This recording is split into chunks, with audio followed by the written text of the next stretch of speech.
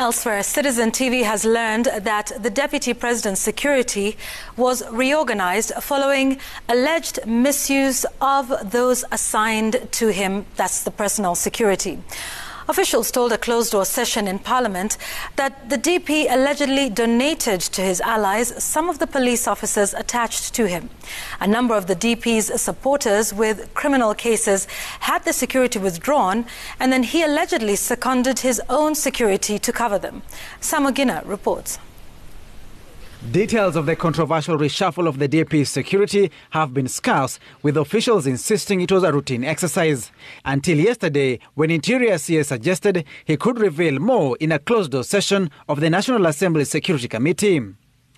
It has now emerged that the security team told the House Committee that the DP had seconded a number of his bodyguards to guard his close allies whose security had been withdrawn owing to criminal charges facing them. A report by the Interior Ministry indicated the DP commanded a strong force of 257 security personnel guarding his residence and business empire. The Interior Ministry official cited one of the DP's allies from the Coast region facing a serious criminal charge and another one from the Rift Valley who has been charged with hate speech-related offences, both of whose security detail had been withdrawn. Why does the Inspector General withdraw police officers from them?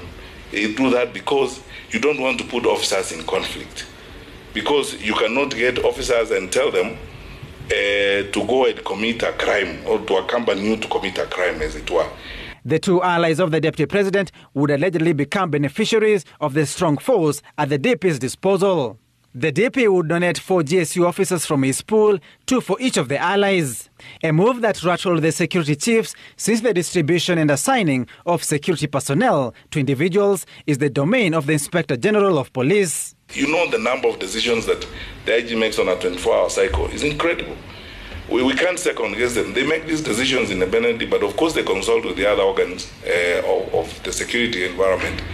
And we all agree with them on this particular decision he made to make the rearrangement. We are all aligned, we are all agreed. The Interior Ministry told the MPs that it moved to withdraw all the General Service Unit officers attached to the Deputy President to curb the alleged misuse. Unlike the GSU who are permanently at the DP's residence, the APs have now been deployed on a 12-hour shift basis before returning to their camps. With 257 officer security ring, the DP's office is the most fortified office of its kind since independence. The security distributed in 3 layers. The core office protection unit being 74 hardcore-trained presidential escort unit, 5 GSU officers and 6 DCI officers. These officers guarding the country's second in command round the clock.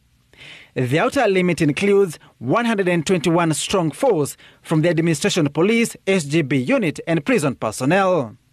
The Deputy President has an additional 51 security officers scattered across his vast business empire. The Interior Ministry admitted the country required a law on the limit of security officers attached to a single individual. There is no law. I'll be very happy if you enacted one.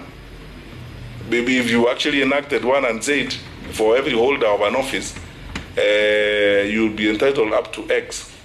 It will be very happy. I mean, we will all be very happy, and I'm sure that the gentleman to my left will be very happy because it will make their work much easier, as it were. But in a swift rebuttal, the Deputy President's Communications Secretary, David Mugonyi, said the pullout of GSU officers was purely a political move.